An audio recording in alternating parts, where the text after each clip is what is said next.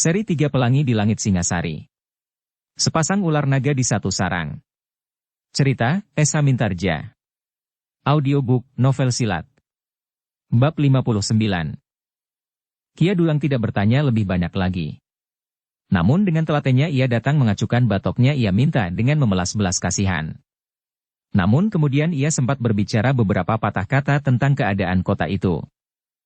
Demikianlah berlaku bagi Kiai Dulang setiap hari, sehingga akhirnya ia mengenal beberapa orang di antara mereka yang dengan belas memberikan sekedar makanan kepadanya hampir setiap hari. Apakah rumah orang yang bernama Linggadadi itu juga di dalam kota ini? Pada suatu saat ia bertanya kepada seorang yang hampir setiap hari lewat di tikungan tempat ia sering duduk merenung dengan batok kelapa di tangan. Orang itu tertawa. "Kau juga mengenal Linggadadi?" bertanya orang itu. "Aku pernah mendengar namanya. Ia adalah orang yang mendapat gelar pembunuh orang berilmu hitam. Rumahnya ada di sudut jalan itu. Jika kau berjalan lurus, maka kau akan sampai ke tikungan. Kau akan mendapatkan sebuah halaman yang luas dikelilingi oleh dinding batu yang tinggi. Penuh dengan pohon buah-buahan yang beraneka." Kiai Dulang mengerutkan keningnya. Dengan suara yang tersendat-sendat ia bertanya. "Aku sudah mengelilingi kota ini dari ujung sampai ke ujung. Tetapi aku tidak melihat rumah berhalaman luas berdinding batu tinggi dan penuh dengan pohon buah-buahan yang terdapat di tikungan. Apakah kau pernah berjalan lurus ke arah ini?" "Sudah." "Kau temui tikungan?" "Terasa dingin sekali." Kiai Dulang termangu-mangu. Orang itu tertawa. Katanya, "Jalan ini panjang sekali. Baru setelah beberapa ratus tonggak kau akan sampai ke tikungan itu." Oh, pengemis itu menarik nafas dalam. "Baru aku tahu. Jalan ini memang sangat panjang. Ya, aku pernah berjalan sampai ke tikungan. Jauh sekali. Dan aku memang menemukan rumah seperti yang Tuan katakan. Kau masuk ke halamannya dan minta sesuatu kepada penghuni rumah itu?" Pengemis itu menggeleng. Jawabnya, "Aku tidak menemukan regolnya." Orang itu tertawa lagi. Katanya, "Itulah anehnya rumah di tikungan itu." Kiai Dulang termangu-mangu. Ia menganggap bahwa orang itu sedang berkelakar. Karena itu, maka ia pun ikut tertawa pula. "Tuan lucu sekali," berkata Kiai Dulang. Tetapi orang itu menjawab, "Aku tidak sedang bergurau. Aku berkata sebenarnya. Halaman rumah itu sama sekali tidak mempunyai jalan keluar. Dinding batunya melingkar sepenuhnya. Jadi bagaimanakah jika penghuni rumah itu akan keluar dan memasuki halaman? Di dalam lingkungan dinding batu itu adalah sebuah padepokan. Karena itu, halamannya sangat luas dan mempunyai bermacam-macam pohon buah-buahan. Di bagian belakang padepokan itu terdapat kebun bunga. Menarik sekali. Tetapi sekali lagi aku ingin tahu, bagaimana seseorang akan masuk? Meloncat dinding. Mereka memang orang-orang yang kikir sehingga tidak memberi kesempatan kepada orang-orang yang malas seperti kau untuk memasuki halamannya." Kiai Dulang mengerutkan keningnya. Namun ia pun kemudian tertawa. Katanya, "Tuan benar. Seharusnya orang-orang malas seperti aku ini tidak diberi kesempatan memasuki halaman rumah siapapun juga." Ia berhenti sejenak, lalu. "Tetapi dengan demikian aku akan semakin banyak mengganggu orang di pinggir jalan seperti sekarang ini." Orang yang lewat itu pun tertawa. Lalu katanya, "Ah, aku tidak akan memperkatakan rumah di ujung jalan itu lagi. Itu bukan urusanku." Kiai Dulang termangu-mangu. Kenapa kau ikut mengurusi rumah itu?" Bukan rumah itu, Tuan. Tetapi selama pengembaraanku, aku sering mendengar nama Linggadadi dari Mahibit." "Ya, itulah rumahnya." "Hanya rumahnya." "Kenapa hanya rumahnya?" Orang yang lewat itu menggeleng. Katanya, "Aku tidak tahu apa-apa." "Sudahlah. Kau memang sudah mengganggu aku." Pengemis itu tertawa. Dengan nada yang rendah datar ia berkata, "Aku minta maaf. Tetapi lebih baik, aku minta uang." Desis orang yang lewat itu sambil melemparkan uang sekeping. "Bekerjalah. Jangan menjadi pemalas seperti itu." Tetapi pengemis itu hanya tersenyum saja. Senyum itu masih berkepanjangan ketika orang yang lewat itu sudah melanjutkan perjalanannya meninggalkan tikungan. Sekali-kali pengemis itu memandang langkahnya yang kemudian hilang di balik tikungan. Orang yang dungu, desis Kiai Dulang. Tetapi keterangan yang aku peroleh cukup banyak. Mudah-mudahan aku dapat melengkapinya. Jika benar halaman rumah itu tidak mempunyai regol pada dindingnya, tentu ada sebabnya dan temu ada rahasianya. Kiai Dulang pun kemudian memerlukan untuk melihat-lihat halaman rumah itu lagi. Sebagai seorang pengemis, maka tidak seorang pun yang akan mencurigainya jika ia mengelilingi dinding halaman itu dengan batok kelapa di tangan. Ternyata bahwa tempurungnya merupakan senjata yang baik. Ketika ia mengelilingi dinding batu itu, ia kebetulan bertemu dengan seorang yang bertubuh tinggi tegap, berkulit kuning dan berdagu panjang. Orang itu seolah-olah mempunyai ciri yang asing baginya. Tatapan matanya yang redup, bibirnya yang bagaikan terkatup meskipun kemudian bergerak juga ketika ia bertanya kepadanya. "Hi, apa yang kau cari?" Dan Kiai Dulang pun menjawab dengan serta-merta, "Pintu tuan. Pintu regol." Gila, orang itu menggeram. Tetapi ia tidak memberikan keterangan apapun juga tentang regol itu. Akhirnya Kiai Dulang yakin bahwa dinding halaman itu memang tidak mempunyai regol. Tentu setiap orang yang memasuki atau keluar regol itu harus meloncat, katanya di dalam hati. Tetapi Kiai Dulang tidak dapat melakukannya karena dengan demikian akan dapat mendatangkan bahaya baginya. Ia sama sekali tidak dapat melihat apakah yang ada di balik dinding batu itu. Jika demikian ia meloncat dan jatuh ke ujung tombak penjaganya, maka kematian itu adalah kematian yang sia-sia. Ketika di hari berikutnya ia bertemu lagi dengan orang yang selalu lewat dan berhenti bercakap-cakap barang sejenak sebelum melemparkan sekeping uang, maka Kiai Dulang pun bercerita tentang halaman rumah yang aneh itu. Agaknya kau sangat menaruh perhatian terhadap rumah itu. Justru karena aneh. Bahkan tiba-tiba saja timbul keinginanku melihat sekali dua kali orang yang meloncat naik atau keluar dari halaman itu. Apa gunanya? Tidak apa-apa. Sekedar dongeng buat anak cucu, bahwa aku pernah melihat halaman rumah yang sangat luas, berdinding batu cukup tinggi, tetapi tidak mempunyai regol sama sekali. Orang itu pun tertawa. Sambil melemparkan sekeping uang ia berkata, "Sekali-kali kau dapat mencoba melihat bagian dalam halaman rumah itu." Aku tidak berani. Kenapa? Kiai Dulang justru menjadi heran mendengar pertanyaan orang itu. Dengan dahi yang berkerut-merut ia ganti bertanya. "Kenapa kau bertanya begitu? Bukankah wajar sekali jika aku takut melihat bagian dalamnya?" Orang yang lewat itu menggeleng. Katanya, "Kau tidak usah takut. Halaman itu adalah halaman yang kosong. Tetapi aku melihat justru beberapa buah rumah di dalam lingkaran dinding batu yang tidak bergol itu. Memang ada beberapa buah rumah. Tetapi rumah itu kosong sama sekali. Aku sudah melihat semua rumah di halaman itu." "Hi? Kosong?" "Ya. Jadi di manakah Linggadadi? Kami menjalankan semua tugas." Orang itu tertawa. Jawabnya, "Kau aneh. Tentu tidak seorang pun yang mengetahui. Tetapi bahwa rumah itu adalah rumahnya memang benar. Sebelum ia meninggalkan kota ini, ia adalah penghuni rumah itu." "Meninggalkan Mahibit?" "Ya." "Kemana?" Tentu tidak seorang pun yang mengetahuinya. Kiai Dulang mengerutkan keningnya. Jawaban itu benar-benar telah mengejutkannya. Dalam beberapa saat terakhir, orang-orang yang mudah dihubungi karena belas kasihannya itu dapat diperas keterangannya tentang berbagai segi kehidupan Linggadadi. Bahkan keterangan yang diperolehnya semakin lama semakin memberikan harapan kepadanya. Namun tiba-tiba ia mendengar berita bahwa Linggadadi sudah tidak berada di kota lagi. "Rumah itu kosong," desis orang di tikungan itu. Pengemis itu termangu-mangu sejenak. Namun kemudian katanya, "Jadi Linggadadi telah meninggalkan padepokannya ke tujuan yang tidak diketahui?" "Ya." Kiai Dulang menarik nafas dalam-dalam.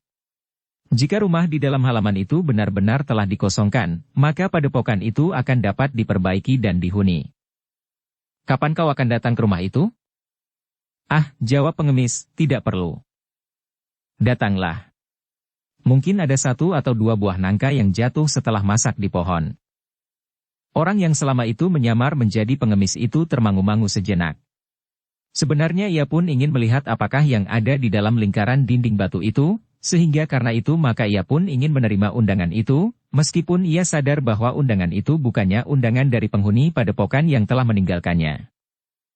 Sebenarnya lah bahwa Kiai Dulang ingin melihat apakah yang ada di balik dinding yang selalu tertutup itu. Meskipun demikian ia tidak mengatakannya kepada orang yang selalu lewat itu, bahwa ia memang ingin datang ke halaman rumah yang tanpa regol dan sudah kosong sama sekali itu. Tetapi Kiai Dulang menjadi ragu-ragu, ketika pada kesempatan lain ia bertanya kepada orang lain tentang halaman itu. Jangan bertanya tentang hal yang aneh-aneh, jawab orang itu.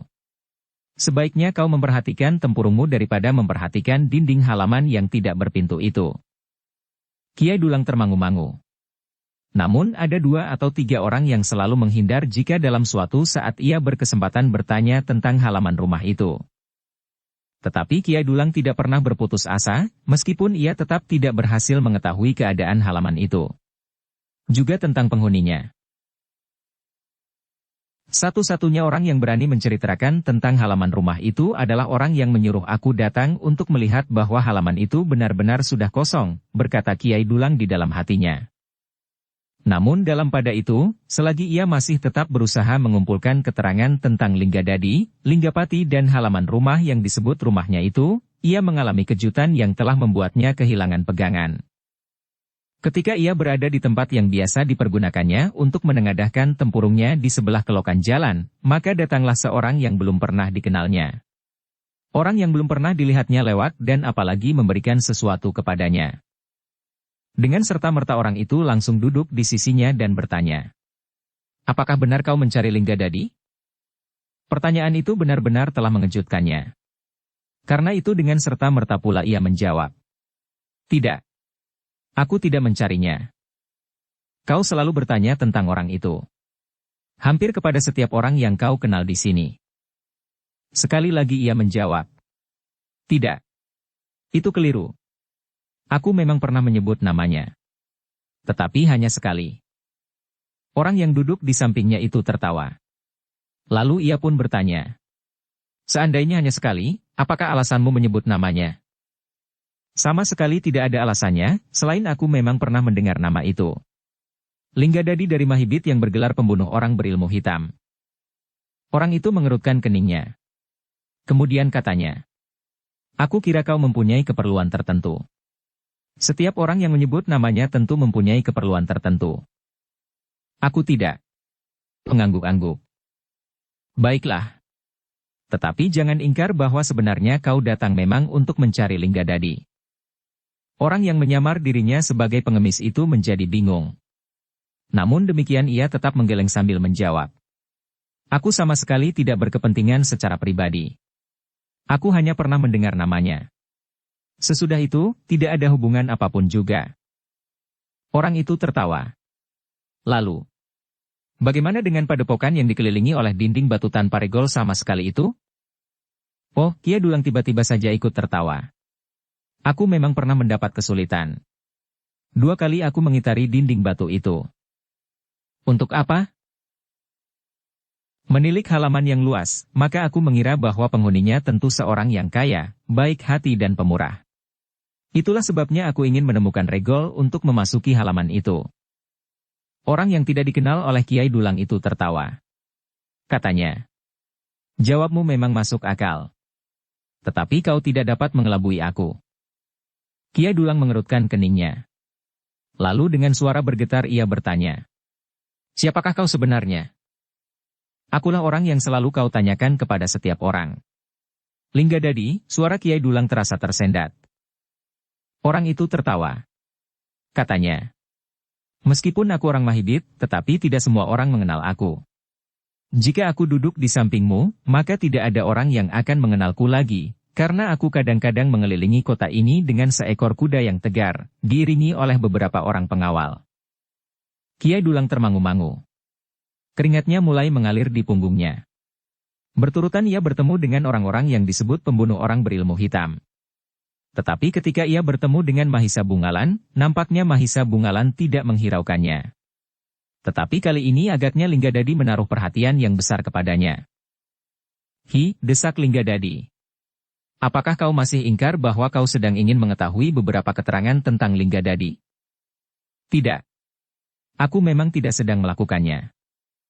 Kau kenal orang yang setiap hari kau tegur dan hampir setiap hari pula memberikan sekeping uang ke dalam tempurungmu." Kiai Dulang ragu-ragu. Namun kemudian ia mengangguk sambil menjawab. "Ya. Aku mengenalnya justru karena ia seorang pemurah yang selalu memberi aku sekeping uang. Tetapi selebihnya, aku tidak mempunyai sangkut paut." "Kau tidak bohong?" "Tidak, tentu tidak. Aku adalah orang yang paling tidak berharga di kota ini. Setiap orang hanyalah didorong oleh belas kasihan semata-mata jika sekali-kali mereka sudi berbicara dengan aku." "Aku tidak," sahut Linggadadi. "Aku berbicara dengan kau sekarang sama sekali bukan karena belas kasihan. Tetapi justru sebaliknya." "Apa maksudmu?" Linggadadi tertawa. Katanya, "Orang yang mendapat tugas untuk mengenali Linggadadi dan Linggapati tentu orang yang memiliki ilmu setinggi bintang yang bergayutan di langit." "Ah, apakah kau sudah berhasil mengenali orang yang bernama Linggapati?" "Aku tidak mengenal seorang, dan aku memang tidak ingin mengenali siapapun di sini, selain mereka yang dengan belas kasihan memberikan sekeping uang atau sesuap nasi." "Kau memang pandai berbohong. Tetapi baiklah. Jika kau benar-benar belum mengenal, biarlah aku beritahukan, bahwa orang yang sering lewat dan melemparkan sekeping uang, dan yang mengundang kau untuk melihat-lihat halaman di dalam dinding batu yang buntu dan mencari buah nangka yang rontok karena tua, itulah kakak kandungku. Namanya Linggapati."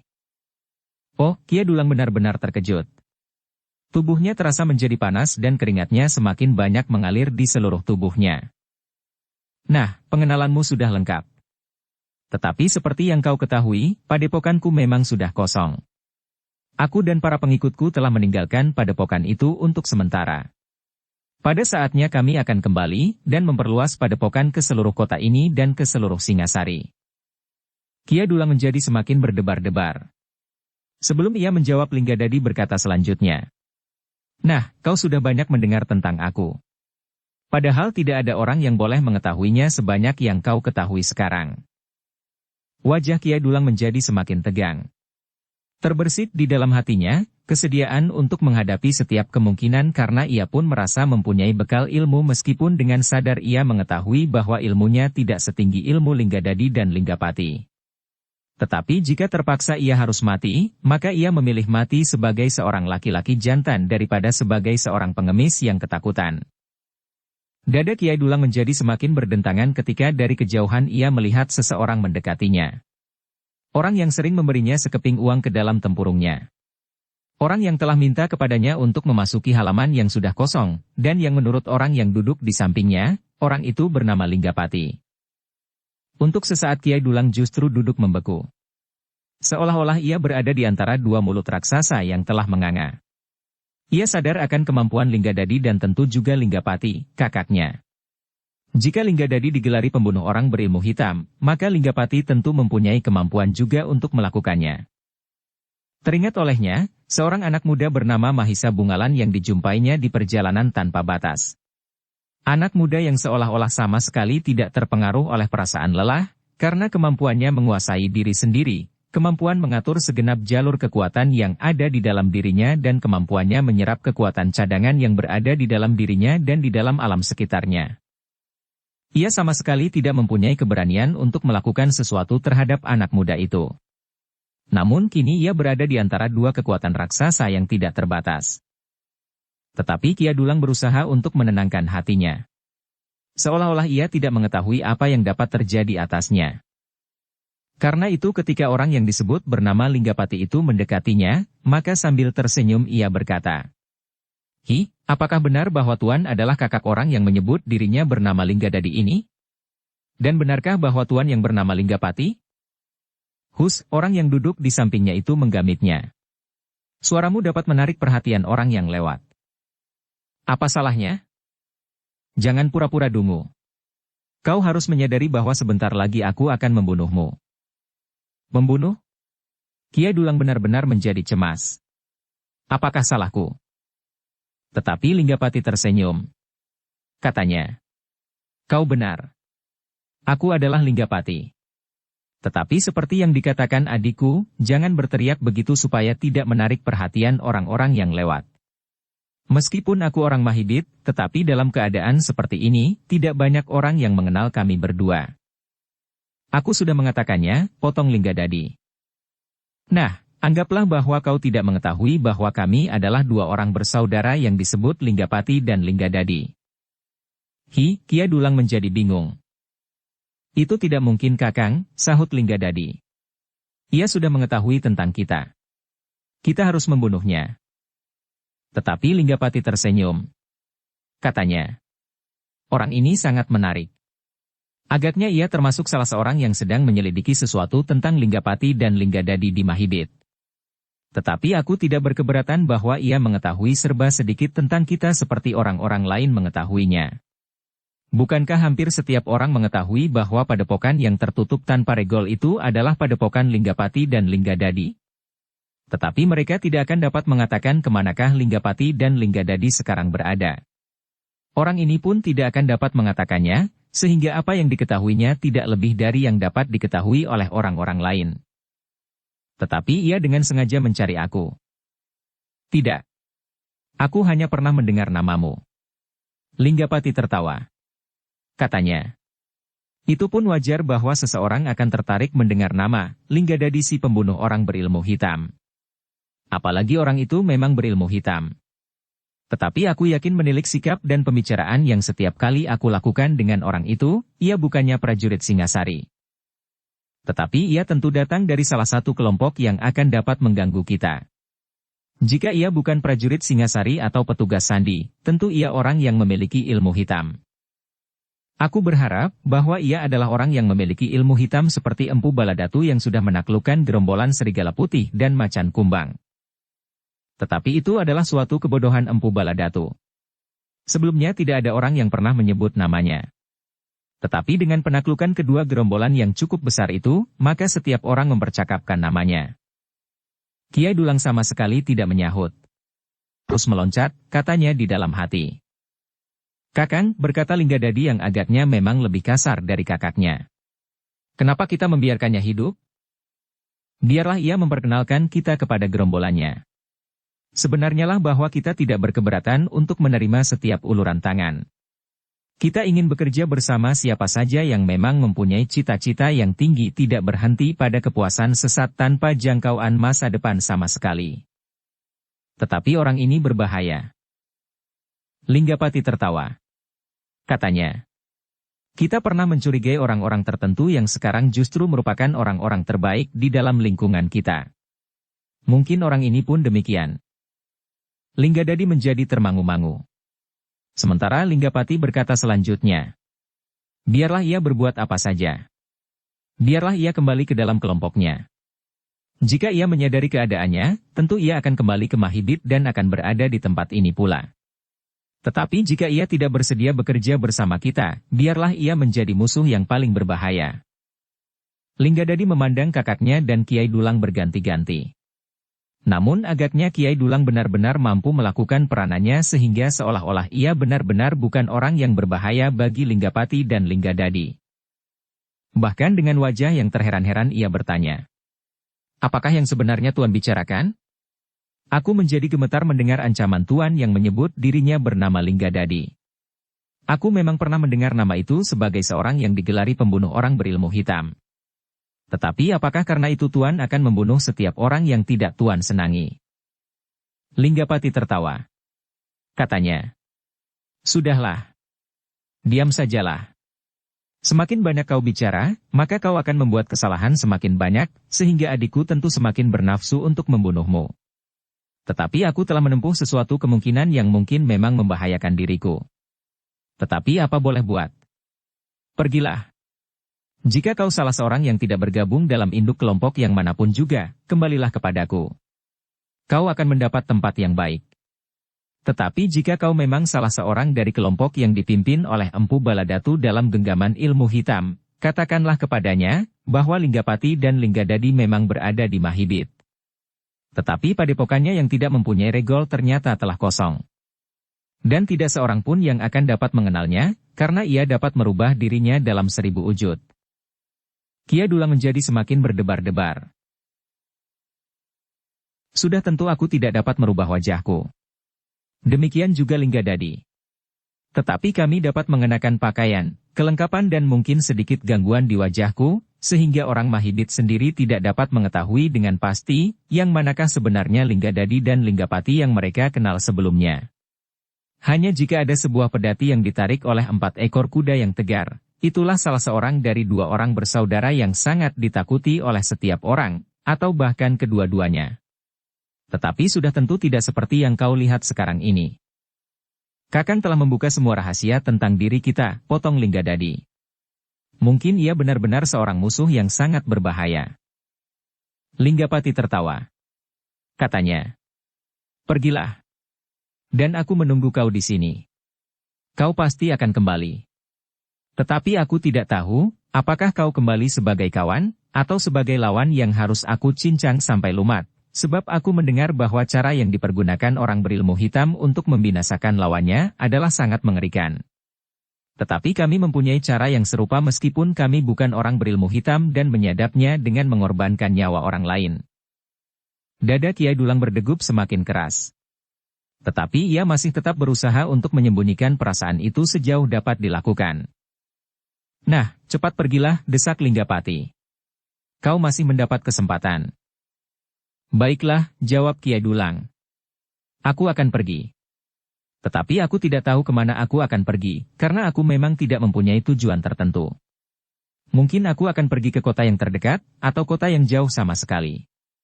Jika aku tidak kembali, artinya bahwa aku mendapat tempat yang lebih baik untuk mencari nafkah. Jika tidak, aku akan kembali ke kota ini apapun yang akan kalian tuduhkan kepadaku, karena sebenarnya aku sama sekali tidak mengerti yang kalian maksud. Sudahlah, diamlah agar kau tidak keliru, potong Linggapati. Pergilah. Kiai Dulang pun kemudian bergeser surut. Perlahan-lahan ia berdiri dan dengan ragu-ragu melangkah pergi. Hi, panggil Linggapati. Kiai Dulang berpaling dengan hati yang berdebaran. Tetapi dilihatnya Linggapati tertawa sambil melemparkan sekeping uang. Kau memerlukannya bukan? Oh, desis Kiai Dulang. Namun sekali lagi ia membuktikan bahwa ia dapat berperan dengan baik. Dengan tergesa-gesa uang itu dipungutnya sambil berkata, terima kasih. Lalu ditatapnya Linggadadi seolah-olah mengharapkan bahwa ia pun akan melemparkan sekeping uang seperti Linggapati. Tetapi Linggadadi justru membentak, cepat pergi. Oh, dengan tergesa-gesa Kiai Dulang pun melanjutkan langkahnya menjauhi kedua orang kakak beradik yang masih berdiri di tempatnya. Aku tidak terlalu yakin bahwa orang itu berbahaya, berkata Linggapati. Nampaknya ia benar-benar seorang pengemis. Ia mencari aku, desis Linggadadi. Ya. Ia memang bertanya tentang Linggadadi. Memang mungkin ia termasuk salah seorang dari mereka yang berilmu hitam. Namun agaknya ia akan dapat melihat sesuatu yang mungkin akan dapat menariknya bersama beberapa orang kawannya. Jika tidak, maka yang diketahuinya sama sekali tidak berarti. Ia tidak akan dapat menemukan tempat kita yang sebenarnya. Biar sajalah jika orang itu datang dan merampok buah-buahan di padepokan tertutup itu. Linggadadi menarik nafas dalam-dalam. Lalu katanya, apakah aku diperbolehkan mengikutinya? Itu tidak perlu. Aku kira jika ia mengetahui bahwa kau mengikutinya, ia pun akan dapat berbuat sesuatu untuk mengelabuimu. Linggadadi menarik nafas dalam-dalam. Namun kemudian katanya seolah-olah kepada diri sendiri. Ia tidak akan mampu berbuat apa-apa. Jika aku ingin membunuhnya, ia akan mati terkapar di pinggir jalan. Dan itu sama sekali tidak perlu, sahut Linggapati. Berapa kali aku mencegah kau melakukan pembunuhan. Dan meskipun tidak seluruhnya, tetapi beberapa di antara mereka kini berada di dalam lingkungan kami. Linggadadi tidak menjawab. Biarlah orang itu menemui Empu Baladatu seandainya ia memang orang dari lingkungannya. Biarlah ia mengatakan apa yang diketahuinya tentang kita. Ia. Linggadadi tidak menjawab. Tetapi ia tidak lagi memperhatikan langkah pengemis yang sudah semakin jauh dan kemudian hilang di tikungan. Ketika Kiai Dulang sadar, bahwa ia sudah tidak terlihat lagi oleh kedua orang yang menyebut diri mereka Linggapati dan Linggadadi, maka ia pun segera mempercepat langkahnya. Sekali-sekali ia berpaling karena kegelisahan di hati sendiri. Ketika ia sampai pada sebuah tikungan, maka ia pun segera berbelok lagi untuk menghindarkan diri dari pengawasan seandainya Linggadadi dan Linggapati mengawasinya dari kejauhan. Di dalam sebuah lorong yang sempit, Kiai Dulang menarik nafas dalam-dalam. Seolah-olah ia sudah terlepas dari intaian kedua orang yang telah mendebarkan jantungnya itu.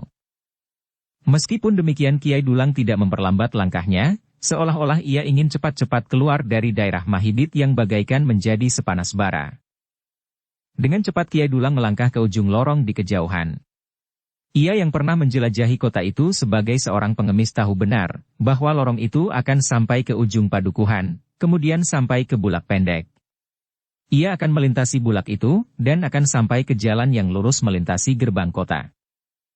Aku akan segera sampai keluar kota, desisnya.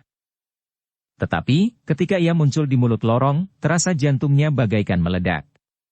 Seolah-olah tiba-tiba saja ia telah berdiri di hadapan seseorang yang duduk di atas sebuah batu di pinggir lorong tepat di simpang 3. Oh, terloncat sebuah desah di bibir Kiai Dulang. Aku sudah memperhitungkan bahwa kau akan mengambil jalan ini untuk menghindarkan diri dari pengawasanku, desis orang itu. Kiai Dulang menjadi bingung, apakah yang harus dikatakannya. Karena itu, untuk beberapa saat ia berdiri bagaikan patung.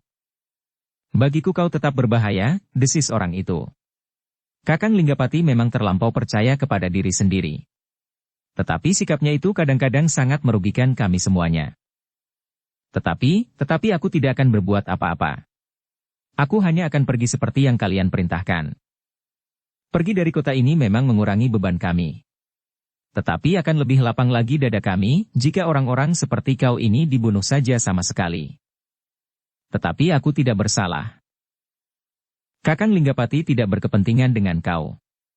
Tetapi aku mempunyai kepentingan langsung karena kau tentu salah seorang dari orang-orang berilmu hitam yang sedang menyelidiki tentang Linggadadi pembunuh orang-orang berilmu hitam. Dan seperti gelar itu, maka kau pun harus dibunuh. Kiai Dulang menjadi berdebar-debar. Ia tahu bahwa Linggadadi adalah orang yang memiliki ilmu yang tinggi. Tetapi ia pun sadar, bahwa ia bukannya tidak berilmu sama sekali.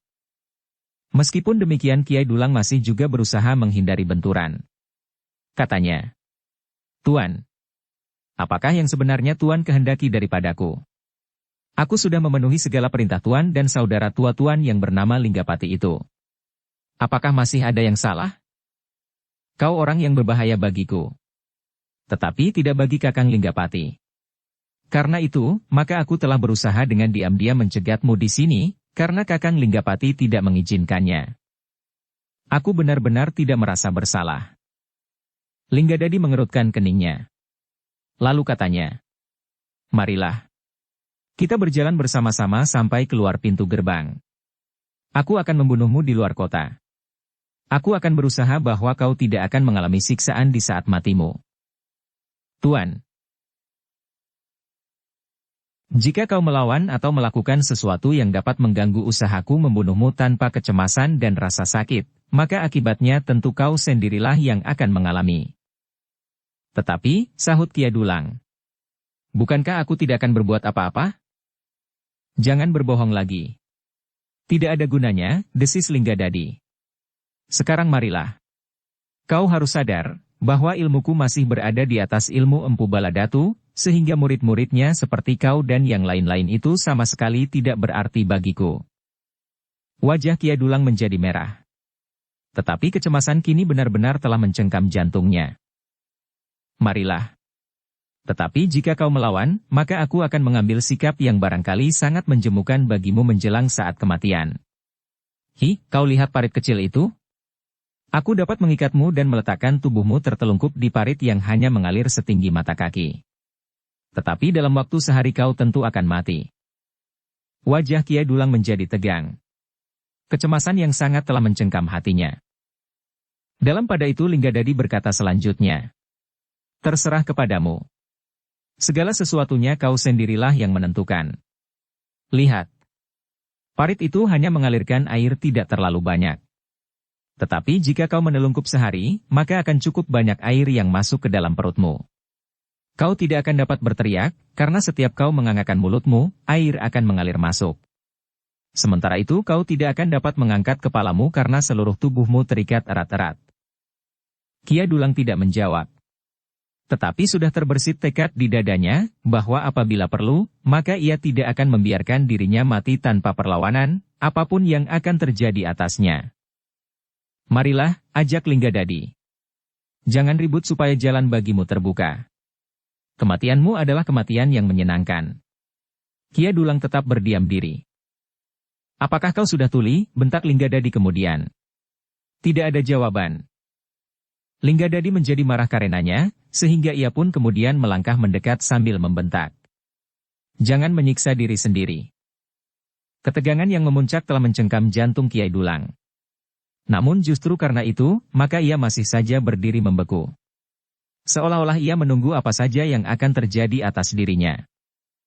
Namun dalam pada itu, selagi Linggadadi mendekatinya dengan wajah yang merah oleh kemarahan, terdengar suara tertawa di balik tikungan.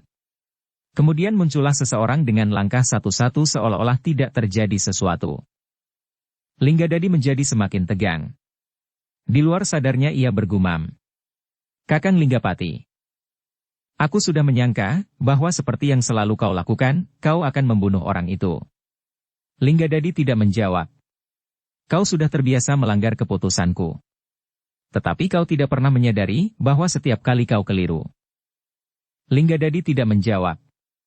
Tetapi dipandanginya kakaknya dan Kiai Dulang berganti-ganti. Nah Kisanak, berkata Linggapati. Pergilah.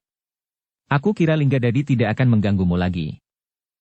Kia Dulang masih tetap ragu-ragu, sehingga Linggapati lah yang kemudian membentaknya. Cepat, pergilah. Atau aku akan mengambil sikap lain? Seperti orang yang tersadar dari mimpinya, Kia Dulang pun kemudian dengan tergesa-gesa melangkah meninggalkan tempat itu. Jauh lebih cepat dari yang sudah dilakukannya. Sambil tersenyum Linggapati melihat orang itu berlari-lari kecil. Setiap kali Kiai Dulang berpaling untuk meyakinkan bahwa Linggadadi tidak menyusulnya lagi. Kakang terlampau memanjakan orang-orang yang memusuhi aku, berkata Linggadadi. Kau memang kasar Linggadadi. Tetapi sebaiknya kau menurut nasihatku. Orang itu sama sekali tidak berbahaya. Aku pasti, bahwa ia bukannya petugas sandi dari Singasari. Sedangkan jika ia orang dari lingkungan ilmu hitam, maka ia akan merupakan tusukan yang mungkin akan berarti bagi lingkungan itu. Lingkungan ilmu hitam cukup ketat. Bukankah aku tidak akan berbuat apa-apa? Aku tidak berkeberatan. Jika ia akan hilang, itu tidak akan banyak berpengaruh. Linggadadi yang kecewa itu terdiam. Tetapi ia tidak berani berbuat sesuatu, karena peringatan yang demikian dari kakaknya merupakan peringatan yang menentukan. Sementara itu, Kiai Dulang telah berjalan semakin jauh. Ketika ia melintasi gerbang kota kecil itu, maka ia pun merasa seolah-olah ia sudah terlepas dari tangan Linggadadi meskipun kemungkinan yang buruk masih akan dapat terjadi atasnya. Namun agaknya Kiai Dulang benar-benar telah bebas dari ancaman Linggadadi, sehingga ia merasa bahwa jiwanya sudah tidak terancam lagi ketika ia sudah melintasi beberapa buah padukuhan dan bulak. Linggadadi tidak akan berani melanggar pesan kakaknya, berkata Kiai Dulang di dalam hatinya. Sambil berjalan dengan tergesa-gesa menjauhi Mahidit, Kiai Dulang mulai menganyam cara untuk mengatasi persoalan yang dapat timbul kemudian dengan perguruan Empu Baladatu. Ia mencoba untuk menilai, apakah sekiranya Empu Baladatu mempunyai kemampuan yang seimbang dengan Linggadadi dan Linggapati. Seandainya Empu Baladatu memiliki ilmu yang seimbang dengan salah seorang dari keduanya, namun bersama-sama keduanya tetap merupakan orang yang sangat berbahaya bagi perguruan ilmu yang disebut hitam itu, berkata Kiai Dulang. Apalagi ketika sekilas terbayang wajah seorang anak muda yang seolah-olah tidak terpengaruh oleh kelelahan sama sekali. Mahisa Bungalan. Dan yang kemudian mengganggunya pula adalah padepokan yang dipimpin oleh Empu Sanggadaru. Rintangan-rintangan yang sangat berat, desis Kiai Dulang. Dan yang terakhir adalah orang-orang yang ada di dalam istana Singasari itu sendiri. Terbayang betapa orang-orang kuat seperti Mahisa Agni, Lembu Ampal, para senapati dan panglima. Kemudian kedua anak muda yang sedang berkuasa di Singasari, yang disebut sepasang ular naga di satu sarang. Bahkan kemudian muncul pula nama-nama Witantra dan Mahendra. Kiai Dulang menarik nafas dalam-dalam. Lalu katanya kepada diri sendiri. Memang tidak mungkin bagi Empu Baladatu untuk mencapai maksudnya. Meskipun ia dapat memperluas daerah pengaruhnya, tetapi perkembangan tentu sangat perlahan. Apalagi di luar istana agaknya Linggadadi dan Linggapati mempunyai kepentingan tersendiri dengan Singasari. Sesaat terlintas sikap Linggadadi dan Linggapati yang berbeda. Dan Kiai Dulang yang mempunyai nalar yang cukup tajam dapat mengerti, apakah yang sebenarnya dimaksud oleh Linggapati. Linggapati ingin menggabungkan kekuatan yang berada di luar istana, katanya kepada diri sendiri. Namun semuanya masih harus diserahkan kepada kebijaksanaan Empu Baladatu. Ia adalah penguasa tunggal di padepokannya, sehingga segala sesuatu, Empu Baladatu sendirilah yang harus mengambil keputusan. Tetapi aku dapat memberikan pertimbangan kepadanya, berkata Kiai Dulang kemudian. Karena itu, maka perjalanan Kiai Dulang itu pun langsung menuju ke padepokan Empu Baladatu, meskipun ia harus bermalam di perjalanan. Kedatangannya telah menimbulkan harapan-harapan baru pada Empu Baladatu. Namun kemudian nampak betapa hatinya justru dicengkam oleh keraguan-raguan ketika Kiai Dulang sudah melaporkan semua hasil perjalanannya. Hatimu memang terlampau kecil menghadapi persoalan yang besar ini, berkata Empu Baladatu. Tidak Empu. Tetapi kita tidak boleh melupakan kenyataan yang kita hadapi. Apakah yang dapat kita harapkan dengan kekuatan yang ada pada kita sekarang? Serigala putih dan macan kumbang harus diperhitungkan. Tentu Empu. Tetapi jika sepasukan prajurit segelar sepapan datang ke kedua padepokan itu, maka padepokan itu tentu akan segera disapu bersih. Kau tidak melihat kekuatan serigala putih dan macan kumbang yang sebenarnya. Aku berada di antara mereka, Empu. Aku tinggal di tengah-tengah mereka. Empu Baladatu menarik nafas dalam. Dengan seksama ia mendengarkan setiap penjelasan yang diberikan oleh Kiai Dulang. Tentang kedua bersaudara yang ditemuinya di Mahibit. Tentang sifat-sifat mereka yang berbeda dan pendirian mereka masing-masing. Bagaimana menurut pertimbanganmu? Apakah agaknya mereka dapat dipercaya? Menurut pendapatku Empu, mereka adalah orang-orang yang menyatakan apa yang tersirat di hati mereka. Jika mereka ingin membunuh, maka keinginannya itu akan segera nampak. Tetapi agaknya Linggapati mempunyai perhitungan yang lebih masak. Tetapi ingat Kiai Dulang, Linggapati adalah pembunuh orang berilmu hitam. Itu adalah suatu kebetulan. Tetapi aku kira jika kita dapat memanfaatkan hubungan kita dengan Linggapati, maka akan dijalin suatu hubungan yang lain, yang mungkin akan dapat saling memberikan manfaat. Empu Baladatu mengangguk-angguk. Ia merasakan beberapa kebenaran keterangan Kiai Dulang.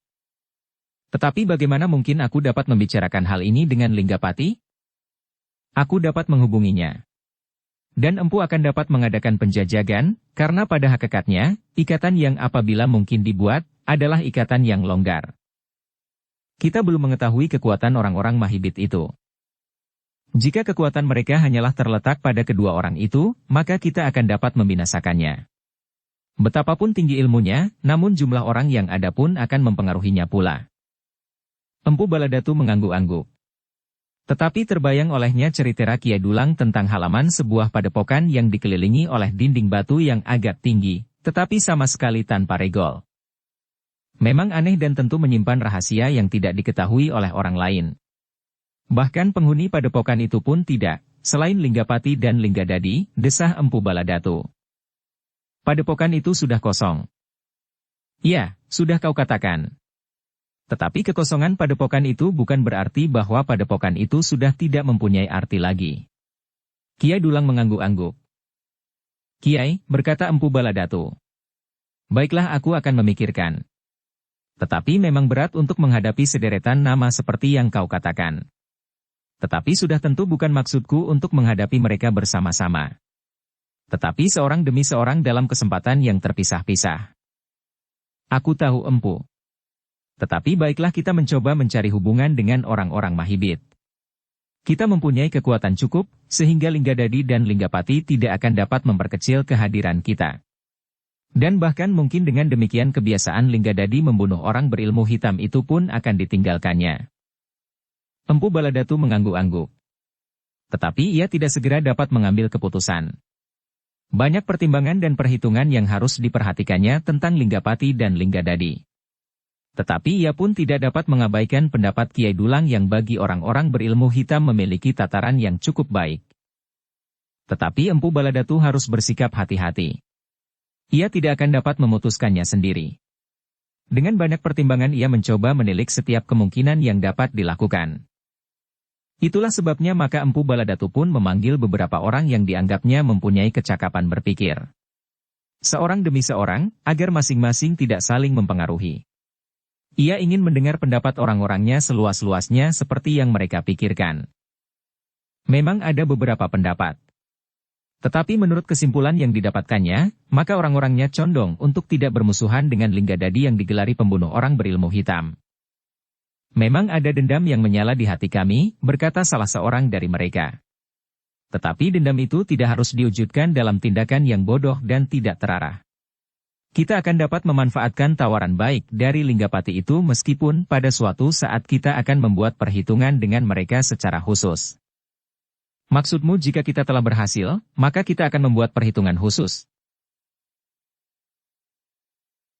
Setelah berhasil atau separuh berhasil.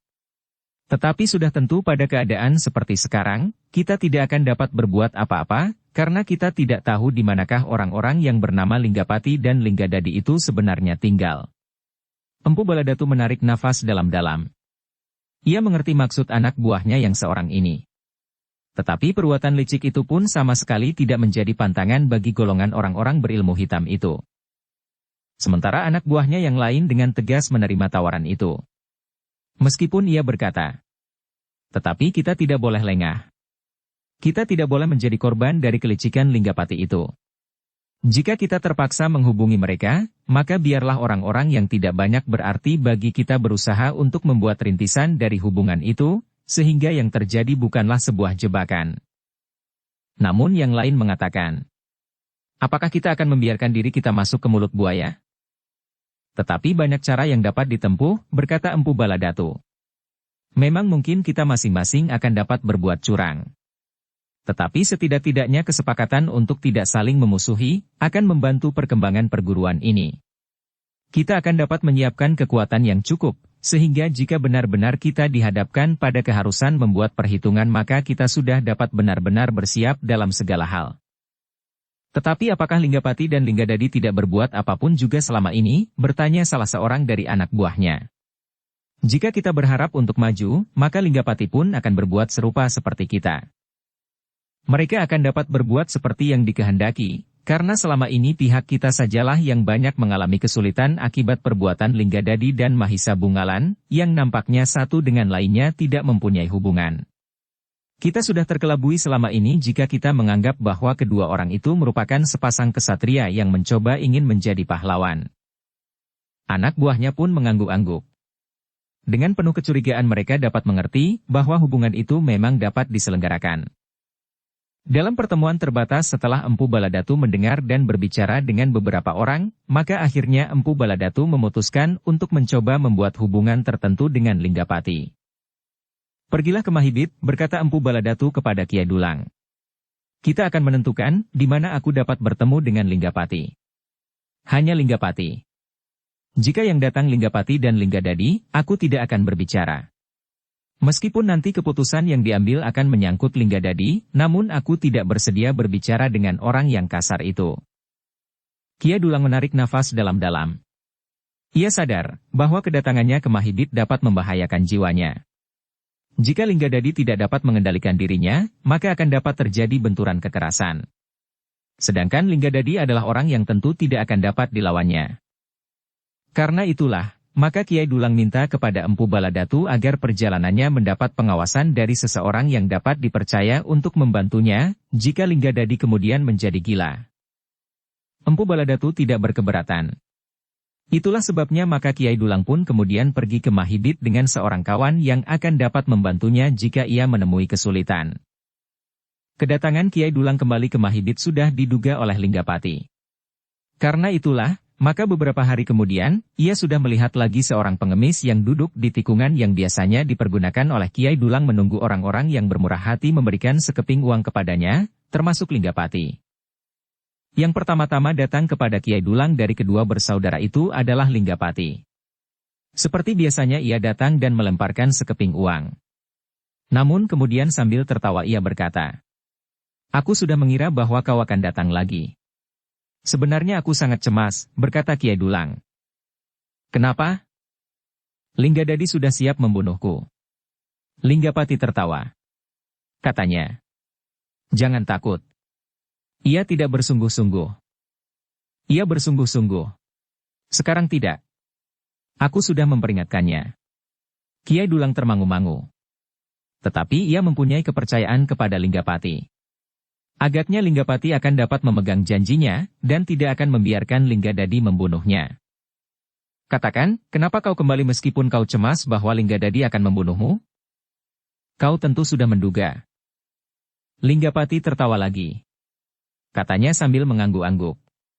"Sudah aku kira bahwa kau bukan seorang pengemis yang dungu. Kau tentu seorang yang memiliki kemampuan berpikir yang matang. Sejak aku bertemu dengan kau di sini, aku sudah mempertimbangkan untuk berbicara tentang kemungkinan seperti yang akan kau katakan kepadaku. Bukankah begitu?" "Ya. Dan kau sudah banyak mengetahuinya meskipun mula-mula hanyalah sekedar dugaan.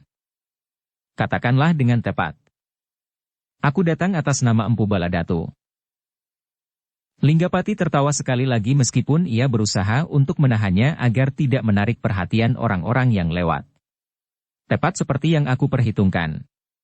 Kau tentu salah seorang dari orang-orang berilmu hitam yang mendendam kepada Linggadadi, karena Linggadadi digelari pembunuh orang berilmu hitam. Dan pimpinan tertinggi orang-orang berilmu hitam adalah Empu Baladatu. Usahanya mengalahkan gerombolan Serigala Putih dan Macan Kumbang tidak menguntungkannya, karena setiap orang kemudian mengetahui namanya karena orang-orang dari gerombolan Serigala Putih dan Macan Kumbang tidak dapat membatasi diri seperti murid-murid Empu Baladatu yang lebih tua dan murni." "Kau benar. Tetapi tidak semua orang mengetahui dan mengenal ciri-ciri Empu Baladatu seperti orang-orang Mahibit yang mengenal nama Linggadadi dan Linggapati tidak mengenal ciri-cirinya." Linggapati mengangguk-angguk. Katanya, "Kau benar tidak banyak orang yang mengetahui ciri-cirinya. Bahkan orang-orang dari gerombolan Serigala Putih dan Macan Kumbang yang pernah berhadapan muka sekalipun tidak akan dapat mengenalnya dalam wujudnya yang sedikit berubah." Kiai Dulang tidak menjawab. "Nah, apa katamu sekarang tentang Empu Baladatu?" "Ia bersedia bertemu denganmu." "Bagus sekali," sahut Linggapati. "Apakah aku harus datang ke padepokannya?" "Tidak. Kau dapat menentukan tempat lain." "Di mana? Apakah di Mahibit? Apakah agaknya mereka dapat dipercaya?" "Tidak di Mahibit, tetapi juga tidak di padepokan Empu Baladatu." "Katakan di mana." "Aku akan bersedia datang berdua saja dengan Linggadadi, tanpa orang lain." Kiai Dulang menjadi heran. Agaknya Linggapati mempunyai kepercayaan yang sangat kuat kepada dirinya sendiri sehingga ia sama sekali tidak gentar kemanapun ia harus bertemu dengan Empu Baladatu. "Apakah kau bersedia datang ke salah satu sarang gerombolan Serigala Putih atau Macan Kumbang?" "Tentu. Aku akan datang. Aku sudah mengetahui letak kedua padepokan itu." "Jika demikian baiklah. Kita tentukan harinya. Datanglah ke padepokan Serigala Putih. Tetapi beritahukan kepada orang-orang gerombolan Serigala Putih agar mereka tidak mengganggu aku. Mereka tidak usah mengetahui bahwa yang datang adalah Linggapati dan Linggadadi. Tetapi bahwa akan datang dua orang mengunjungi padepokan mereka, itulah yang harus mereka ketahui agar mereka tidak berbuat dungu dan mengganggu aku. Setiap gangguan, apalagi tindakan kekerasan, berarti padukuhan itu akan musnah." "Ternyata kau juga dapat menyombongkan diri?" "Tentu. Aku selalu berusaha untuk menyombongkan diri agar aku dapat menakut-nakuti orang lain. Kesombongan kadang-kadang memang sangat berguna." Ia berhenti sejenak, lalu. "Tetapi yang aku katakan benar-benar kesombongan. Bukan bualan. Kau tahu bedanya?" Kiai Dulang termangu-mangu. Sombong adalah mengatakan yang sebenarnya meskipun agak berlebih-lebihan dan sekedar ingin mendapat pujian. Sedang bualan adalah sesuatu yang sama sekali tidak benar. Kiai Dulang mengangguk-angguk. Katanya, baiklah. Aku akan menyampaikan kepada Empu Baladatu. Tentukan hari yang paling baik buatmu. Tentu bukan saat purnama naik, saat Empu Baladatu memerlukan korban untuk perkembangan ilmunya, meskipun bukan berarti aku menjadi ketakutan. Kiai Dulang mengerutkan keningnya. Ternyata yang diketahui Linggapati tentang Empu Baladatu cukup banyak. Sejenak Kiai Dulang mempertimbangkan kemungkinan pertemuan itu. Agaknya Linggapati benar-benar seorang yang percaya kepada diri sendiri, sehingga dimanapun pertemuan itu diadakan, bukannya menjadi persoalan baginya. Namun dalam pada itu, Kiai Dulang berkata, Linggapati, jika persoalan menjadi semakin terang, apakah kau akan tetap merahasiakan dirimu sendiri dan kekuatanmu yang sebenarnya bagi Empu Baladatu? Itu tergantung kepada keadaan, jawab Linggapati. Tetapi pada dasarnya, kita tidak diwajibkan untuk melebur kekuatan yang ada. Tetapi kita akan bersama-sama mempergunakan kekuatan kita masing-masing untuk tujuan yang sama. Kiai Dulang mengangguk-angguk. Lalu, baiklah Linggapati. Kita tentukan saja bahwa pertemuan akan dilangsungkan di hari pertama, saat bulan mulai nampak di langit, di padepokan gerombolan Serigala Putih. Linggapati tertawa. Katanya, baiklah. Aku dan Linggadadi akan datang. Jangan mencoba berbuat sesuatu yang akan dapat membinasakan seisi padepokan dan bahkan padepokan Macan Kumbang dan padepokan Empu Baladatu sendiri. Kiai Dulang tersenyum. Katanya, kau belum mengetahui di manakah letaknya padepokan dan kekuatan Empu Baladatu yang sebenarnya. Linggapati pun tertawa. Katanya, memang belum. Tetapi akan segera mengetahuinya jika aku dengan bersungguh-sungguh mencarinya. Jika kau tidak percaya, aku akan dapat membuktikannya. Kiai Dulang mengerutkan keningnya. Ia sadar sepenuhnya bahwa ia akan dapat menjadi sasaran pemerasan untuk mengatakan letak padepokan Empu Baladatu yang sebenarnya. Meskipun seorang kawannya mengawasi dari kejauhan, tetapi yang dapat dilakukan oleh kawannya itu tentu sekedar melaporkan kepada Empu Baladatu jika terjadi sesuatu atas dirinya. Karena itu, maka Kiai Dulang itu pun berkata, baiklah. Aku percaya. Karena itu agaknya pembicaraan kita sudah dapat dianggap selesai, karena pembicaraan berikutnya akan dilakukan di padepokan itu dengan Empu Baladatu sendiri. Katakanlah kepada Empu Baladatu bahwa aku akan datang. Mudah-mudahan kita saling menyadari bahwa kita tidak boleh saling mengganggu dan terlebih-lebih lagi, agar kita dapat bekerja bersama untuk mencapai suatu cita-cita yang agung. Kiai Dulang mengangguk-angguk. Namun tiba-tiba saja senyum yang mulai membayang di bibirnya segera larut ketika ia melihat seseorang dengan langkah yang tetap perlahan-lahan mendekatinya. Kau masih cemas saja melihat kehadirannya, berkata Linggapati. Ia sudah menyadari bahwa langkahnya telah salah. Itulah sebabnya maka kau tidak usah cemas. Kiai Dulang terdiam sejenak. Namun kemudian kepalanya pun terangguk-angguk lemah. Katanya, mudah-mudahan. Kiai Dulang tidak dapat melanjutkan kata-katanya karena Linggadadi pun menjadi semakin dekat. Sejenak Kiai Dulang menunggu dengan tegang. Namun rasa-rasanya hatinya menjadi lapang ketika ia melihat wajah Linggadadi yang cerah. Bahkan sebuah senyum nampak di bibirnya. Maafkan sikapku yang kasar, berkata Linggadadi sebelum ia berhenti berjalan. Kiai Dulang pun tersenyum sambil menjawab. Ah, tidak apa-apa. Semuanya terjadi karena persoalan di antara kita yang belum jelas. Apakah sekarang sudah jelas? Nampaknya akan menjadi semakin jelas, jawab Kiai Dulang. Sekilas Linggadadi memandang wajah kakaknya. Sebuah anggukan kecil dan senyum yang sekilas di bibir Linggapati telah membenarkan kata-kata Kiai Dulang itu sehingga Linggadadi pun mengangguk-angguk pula. Kita akan datang ke padepokan gerombolan Serigala Putih pada hari pertama, saat bulan mulai nampak di langit. Kita akan berbicara langsung dengan Empu Baladatu, dan barangkali kita akan mengatur langkah-langkah kita selanjutnya. Linggadadi hanya mengangguk-angguk saja. Kemudian ia berdesis. Terserahlah kepada Kakang. Aku akan selalu melakukan tugasku sebaik-baiknya. Linggapati pun mengangguk-angguk. Lalu katanya, baiklah. Sampaikan kepada Empu Baladatu bahwa aku akan datang pada saatnya. Mudah-mudahan semuanya dapat berjalan baik, sehingga dengan demikian akan hilanglah gelar Linggadadi sebagai pembunuh orang berilmu hitam. Ah, desis Linggadadi. Kiai Dulang mengerutkan keningnya. Seleret dendam membayang di matanya. Namun kemudian ia pun tersenyum sambil berkata, "Ya. Tetapi selain Linggadadi, masih ada orang yang mendapat gelar serupa. Mahisa Bungalan, anak Mahendra," sahut Linggapati. "Ya. Kita akan menyelesaikannya kelak. Jika kekuatan kita bergabung, maka Mahisa Bungalan tidak akan ada artinya lagi bagi kita. Mahendra, Witantra, Lembu Ampal, Mahisa Agni, satu-satu akan kita lenyapkan. Kemudian sepasang ular itu tidak akan dapat berbuat apa-apa lagi di dalam sarangnya yang akan segera kita bakar sampai hangus." Kiai Dulang tidak menjawab. Tetapi ia melihat cahaya yang berkilat-kilat di mata Linggapati. Bahkan di dalam hatinya Kiai Dulang berkata, nampaknya Linggapati justru lebih meyakinkan dari Empu Baladatu sendiri. Demikianlah, ketika kesepakatan telah didapat, pengemis itu pun segera meninggalkan Mahibit. Dari kejauhan seseorang yang memang dibawanya, mengikutinya dan mengawasinya jika ada sesuatu yang membahayakan Kiai Dulang.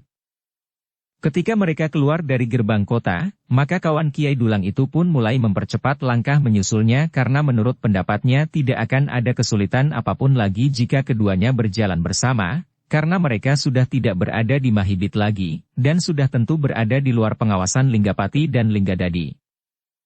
Namun ketika orang itu melalui sebatang pohon yang besar di tepi jalan, tiba-tiba saja ia memekik terkejut. Sebuah tangan yang kuat telah menariknya dan sebelum ia dapat berbuat apa-apa, tangan itu sudah melingkar di lehernya. Orang itu akan meronta. Namun niatnya segera diurungkan karena ujung pisau yang tajam melekat di dadanya. "Kau harus dibunuh," desis seseorang. "Kenapa?" orang itu tergagap. "Kau tentu mengikuti pengemis itu dengan maksud buruk. Ia adalah kawanku, sehingga karena itu, kau memang harus dibunuh." Bersambung ke bab 60. Dukung kami dengan subscribe, follow, like, komen dan share. Terima kasih.